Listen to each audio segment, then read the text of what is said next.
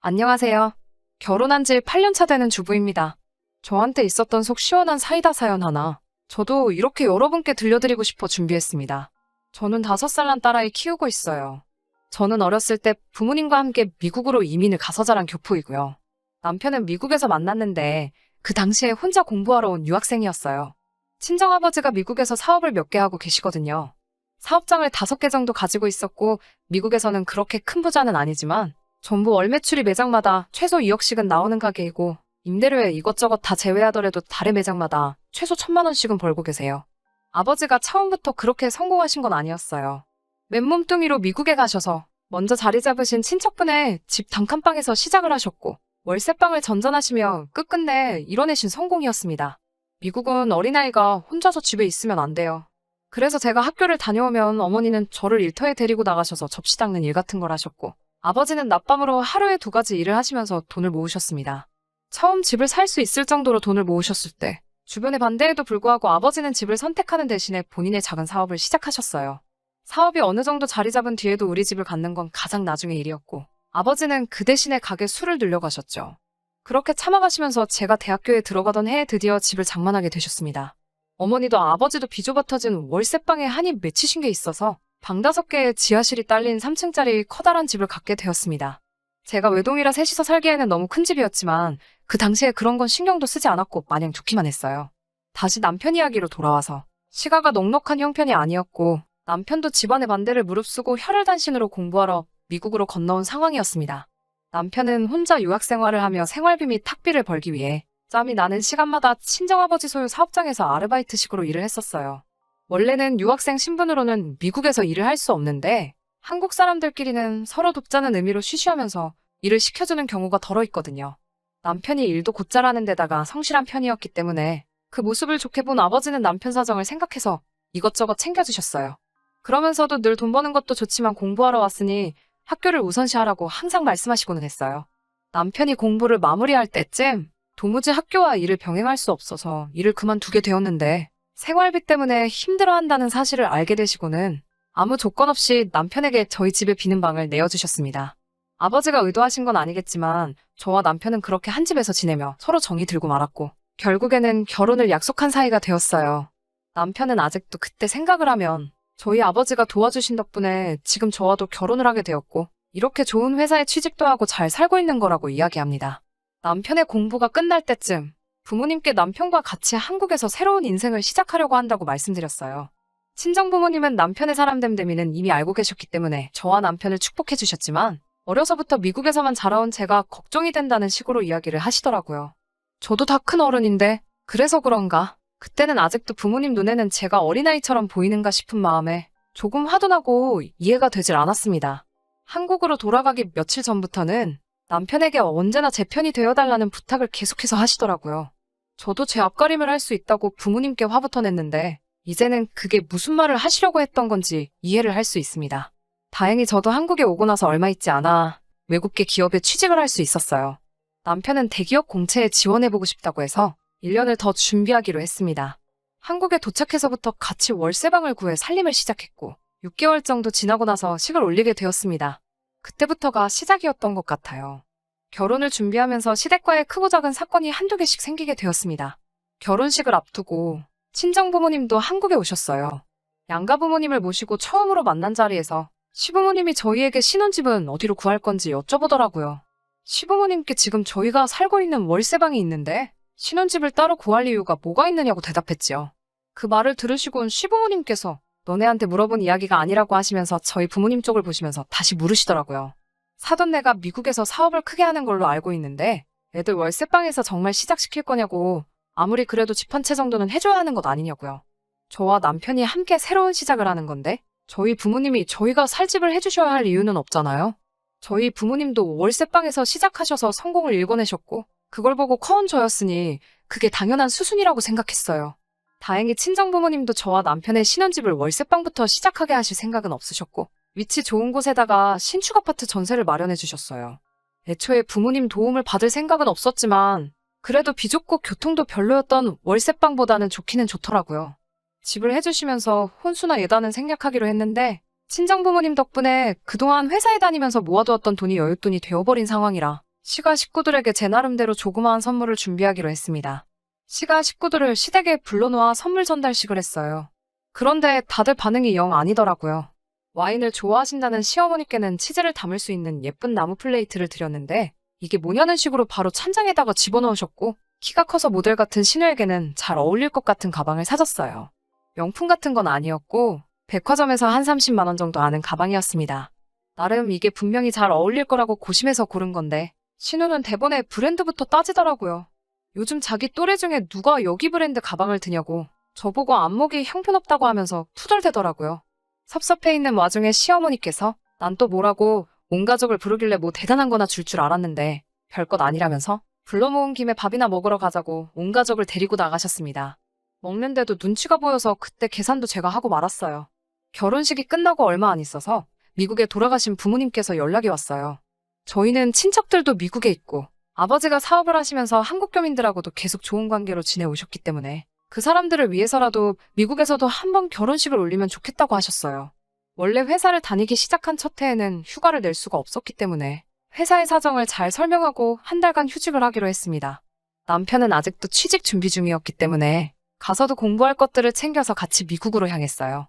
시간은 한 달 정도로 결혼식을 준비하기에는 굉장히 짧은 기간이었으니 친정부모님과 저, 남편은 굉장히 바빴습니다. 그런데 식날이 바로 2주 정도로 다가오는데도 시가에서는 언제 오겠다는 말이 없으셨어요. 몸이 달아올라 제가 직접 전화를 드렸더니 전혀 생각하지도 못한 대답을 해왔습니다. 한국에서 결혼식은 이미 다 끝난 일이고 거기서는 사돈 내가 원해서 하는 건데 우리까지 우리 돈 내고 가야 하니? 세 사람이 미국 가는 비행기표 값이 얼만지나 알고 하는 이야기니? 라고 하시면서 대놓고 비행기표를 사놓으라는 식으로 이야기를 하더군요. 남편과 부모님한테는 도무지 이 사실을 말할 수가 없어서 울며 겨자 먹기로 결국 또 제가 모아놓은 돈으로 비행기표를 끊어드렸습니다. 2주 남짓한 기간인데 캐리어는 얼마나 큰 걸 가지고 오셨는지. 차 2대로 겨우겨우 시가 가족들을 태워서 집으로 향했습니다. 차 안에서 신우가 하는 말이 언니, 다음번에 미국으로 초대하실 때는 우리 엄마 아빠 자리라도 비즈니스로 끊어주세요. 아주 불편해서 허리가 접히는 줄 알았잖아요. 이럴 때라도 돈 많은 집 며느리 가지고 계신 것 좀 누리시고 언니도 그참에 효도도 하는 거죠. 라고 하면서 불평불만을 늘어놓더라고요. 다행히 친정아버지나 남편이 그건 못 들은 것 같아서 어색하게 알겠다고 웃으며 부랴부랴 넘겼습니다. 집으로 도착하니 시간이 어둑어둑해져 있더라고요. 마중을 나간 동안 어머니가 저희 집 뒷마당에서 바베큐 파티를 준비해 놓으셨어요. 식사가 끝나고 시가 식구들을 데리고 집으로 들어왔어요. 미국에서는 손님 초대를 하면 직구경을 시켜주는 문화가 있거든요. 직구경을 하시면서 시어머니가 저까지 보내고 이제 2분만 남으셨는데 집이 쓸데없이 넓기만 하네요. 역시 한국 아파트가 좋아라고 하셨어요. 대충 듣기에도 비아냥대시고 있다는 느낌을 받았는데 그 말에 친정부모님은 넉살 좋게 웃으시며 그 덕분에 손님방이 많이 남으니 마음에 드는 방에다가 짐 푸시고 그 방을 쓰시면 된다고 대답하셨죠. 그랬더니 시어머니께서 도끼 눈을 뜨시고는 아니 어떻게 손님 초대해놓고 어찌 자기 집에다 방을 내어줄 수가 있냐고 하시며 호텔을 잡아달라고 더부살이하는 느낌 들어서 도무지 편하게 있을 수가 없을 것 같다시며 성화를 내셨습니다. 신우도 거기서 대번에 집도 이렇게 크고 듣던 대로 돈도 많으신 것 같은데 다른 사람도 아니고 먼 길 비행기 타고 온 사돈 집에 너무 돈을 아끼시는 것 아니냐며 비행기도 그렇고 바쁜 사람들 초대해놓고 야박하게 구실 필요가 있냐며 옆에서 한마디 거들더라고요. 친정아버지 표정을 보니 화가 많이 나신 듯 보였지만 고개 숙이고 부끄러워하는 남편을 보더니 이해를 하신 건지 별말은 하지 않고 시가 식구들이 원하는 대로 해줬습니다. 결국은 집에서 45분 거리에 있는 시내까지 나가서 호텔을 잡아주고 왔습니다. 돌아오는 차 안에서 남편이 저에게 화를 내더라고요. 저보고 혹시 비행기표를 사준 거냐고 왜 그랬냐고 화내면서 언성을 높이다가 그 후에는 저에게 사과를 했어요. 미리 말해주지 못해 미안하다고 자기도 사실 저와 결혼하면서 시가의 이런 모습을 알고 있었기 때문에 걱정했다고 하면서요. 자기 유학을 반대한 것도 당장 자기가 졸업하자마자 취업해서 생활비를 보태야 하는데 돈을 더 쓰겠다고 하니 반대를 한 거고 그래서 아무런 지원을 받을 수 없었던 이유를 설명해 줬습니다. 그런 시댁의 모습이 너무 싫지만 하지만 가족인데 어떻게 저버릴 수 있겠냐면서 너무 고통스러워 하더라고요. 그 모습이 안쓰러워서 아무 말 못하고 있었는데 운전을 하고 계시던 친정아버지가 남편을 나무라지 않고 이해한다고 결혼은 일륜지대 사이고 이제 한 가족이 되었으니 남편의 일은 우리 가족의 일이나 마찬가지라고 하시며 오히려 어려운 일이 있으면 꼭 상의하라고 하셨어요. 남편은 그 말에 꺼이꺼이 울면서 몇 번이고 감사하다고 대답했고 저에게는 두 번 다시 이 결혼식 이후로 아무런 상의 없이 시가에 무엇을 해준다거나 하는 일은 없도록 해달라고 부탁을 했어요. 시댁 식구들은 애초에 결혼식 준비는 도와줄 생각도 없었던 것 같습니다. 오히려 결혼식보다 이왕 온 김에 미국 관광을 하러 왔다는 느낌이 더 들었어요. 호텔은 심심해 죽겠다면서 나이아가라 폭포 관광여행을 끊어달라고, 본인들은 결혼식 날에만 참석하면 되는 것 아니겠냐고 하더라고요. 친정아버지는 남편의 상황을 전부 이해하신 듯 그러자꾸나 하시고 시가 식구들이 원하는 대로 다 해줬습니다. 그리고 그렇게 미국에서 결혼식을 끝내고 시가와는 최대한 접촉을 피해가며 두 사람만의 행복한 결혼 생활을 시작했습니다. 그리고 결혼 2년 차에 우리 가정에 축복이 찾아왔어요. 첫 아이를 갖게 된 거죠. 축복이가 태어나고부터 친정 부모님께서도 한국에 더 자주 드나들게 되었어요. 손주가 그렇게 예쁜지 계절마다 한 번씩은 꼭 나오셔서 손주와 시간을 보내고 가셨어요. 그에 반해 시가 식구들은 손주며 조카며 별로 관심이 없어 보이더라고요. 차라리 그런 무관심이 더 편했어요. 친정 부모님께서 생각보다 자주 한국에 방문을 하시게 되니 지낼 곳이 마땅치 않으셨는지 한국에 집을 하나 구입하셨습니다. 강원도에 있는 바다가 보이고 정원이 딸린 전원주택을 하나 구하셨어요. 손주 보러 오신 건데 집을 가까이 구하지 그랬냐고 물으니 은퇴하시게 되면 한국으로 여기민을 오시는 것도 생각하고 계시다고, 그때가 되면 공기 좋은 곳에서 조용히 살고 싶어 정한 거고, 애초에 축복이를 보러도 워낙에 짧은 일정으로 오시니까 사실 계시는 기간 동안은 저희 집에 머무셔도 되니 문제가 없었죠. 부모님이 미국에 계신 동안 저는 그 집을 일주일에 딱 한 손님만 받고 주말에 제가 내려가서 정리하고 오는 식으로 펜션식으로 운영을 해볼까 하는 생각에 제 소셜페이지에 글을 올렸어요. 사업으로 크게 하려는 생각은 없었고 그냥 부수입이 생기면 좋겠다는 생각이었습니다. 그런데 그 글을 본 신우가 결혼 전에 친구들하고 추억여행을 한번 가보고 싶다고 자기가 그 집을 하루만 쓰면 안 되겠냐고 물어오더군요. 물론 무료로 말이죠. 평소에는 연락 한번 없다가 또 그렇게 자기 이숙 챙길 거리가 생기니 얄밉더라고요. 말도 더 길게 하고 싶은 생각도 없고 거절해봐야 또 돈 많은 집 어쩌고 하면서 궁시렁댈 것이 뻔해서 그렇게 하라고 하고 열쇠를 숨겨놓은 곳을 알려줬어요. 제가 관리하기도 하고 지역이 워낙 멀기도 해서 보안상의 이유로 강원도 그 집에 현관문이 열리게 되면 현관문과 입구 쪽 카메라가 저에게 자동으로 전송이 되게 해놓았어요. 그런데 신우랑 같이 그 집을 찾은 사람은 신우가 말한 본인의 친구들이 아니었습니다. 신우가 어떤 남자와 단둘이서 집 안으로 들어가는 사진이 제 폰으로 전송이 됐어요. 심지어 그 남자는 결혼하기로 한 사람도 아니었고요. 친구랑 추억여행을 한다고 했으니 저는 처음에는 정말 친한 이성 친구겠거니 싶었죠. 남녀 사이에 절친이 될 수도 있잖아요. 하지만 신우가 그 집을 다녀간 다음 주말 청소하러 내려간 강원도 집에서 저는 경악을 금치 못했습니다.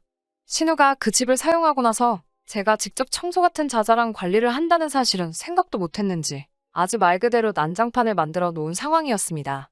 주방 집기들도 다 꺼내놓고 설거지는 물론 음식 쓰레기조차 따로 모아놓지 않은 채였고 그로 인해 집안은 악취가 진동을 하더라고요. 속으로 욕을 겨우겨우 참아가면서 정리를 다 해놓고 방 정리를 하러 2층으로 올라갔습니다. 그런데 뭔가 이상하더라고요. 방이 3개 딸린 집인데 방 2개는 문을 열었던 흔적도 없었습니다. 친구와 같이 갔으니 방 2개를 사용했을 거라 생각했는데 신우는 창문으로 바다가 보이는 안방만 사용했던 것 같았어요. 그런데 방 청소를 하면서 아주 역겨워 죽을 뻔했습니다. 신우가 데려온 그 사람이 무슨 상대인지는 모르지만 그 방에서 두 사람이 서로 사랑한 흔적들을 온 방 안에다가 뿌려놓고 갔더군요. 치우다 여기저기 묻은 끈적끈적한 것들 때문에 도무지 참을 수가 없어서 신우에게 이게 무슨 경우냐고 전화를 했습니다. 신우가 대번에 거기에 언니가 왜 있냐면서 울고불고 난리더라고요. 제발 결혼할 사람에겐 말하지 말아달라고 빌면서 말이죠. 그래도 신우가 얼굴 하나만큼은 이쁜 편이라서 어디서 돈 잘 버는 남자를 물어와 결혼을 하게 된 것이었는데 실은 그날 같이 여행을 온 사람은 결혼할 사람과 만나기 전까지 사귀던 애인이었다고 하네요. 신우가 저에게 2번 다시 귀찮게 안 할 테니 제발 모르는 척 해달라고 이 결혼을 꼭 하고 싶다고 울며불며 필길래 그렇게 해줬어요. 결혼한 그 남자한테는 정말 미안한 일이지만 제 마음의 평화도 중요했기 때문에 그러기로 했어요. 그날 이후로 거리도 너무 멀고 돈 얼마 더 벌자고 모르는 사람들이 집을 사용하게 하는 것이 본전도 안 되는 것 같아 펜션식으로 운영을 하는 건 포기하기로 했습니다. 그 집은 그냥 한동안 빈집으로 내버려뒀어요. 그러던 어느 날 시부모님에게서 연락이 왔어요. 요즘 시국이 이렇다 보니 본인들 안전할 생각에 서울을 떠나서 살아보고 싶다고 하시면서 그 집을 내어달라고 하시더라고요. 집이 사람 손이 타야지 관리가 된다면서 자기들이 살면서 관리까지 해줄 테니 관리비 명목으로 돈도 조금씩 내놓으라는 식으로 말하셨습니다.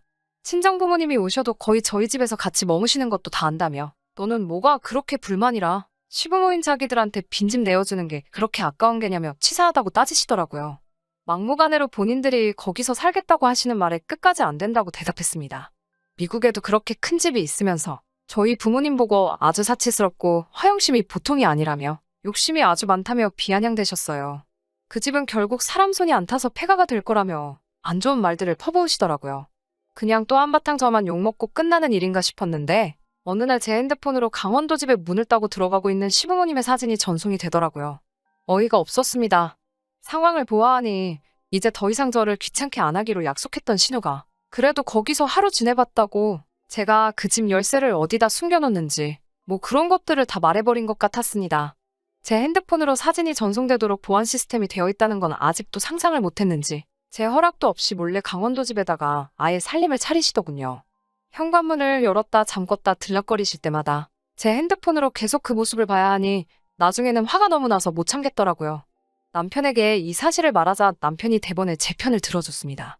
자기가 이렇게 세상에 나올 수 있었던 건 시부모님의 은혜가 크긴 하지만 지금 이렇게 좋은 삶을 누리며 살고 있는 건 장인 장모님 도움이 크다고. 아무리 자기 부모지만 반복되는 아나무인 같은 상황에 자기는 앞으로도 이 연을 끊고 살 수 있으니 이 상황은 제 마음 내키는 대로 하라고요. 제가 어떤 결정을 내리던지 남편은 제 뜻을 따르겠다고 하고 시부모님을 포기했어요. 저는 당장 경찰을 대동해서 그 집을 찾아갔습니다. 시부모님들을 무단 침입죄로 전부 다 끌어냈어요. 제가 찾아올 거라곤 당연히 생각도 못했을 거고 더더욱이 경찰을 불러서 시부모님인 자신들을 내쫓을 거라곤 더더욱 생각도 못했을 겁니다. 엄청 당황해서는 처음에는 네가 어찌 하늘 같은 시부모를 어쩌고 하면서 성질을 내셨는데 제가 아랑곳않고 강경하게 나가는 모습을 보더니 여기서 쫓아내면 우리 어디 가서 살라고 하는 거냐면서 제 무릎을 붙잡고 빌듯이 말하시더라고요.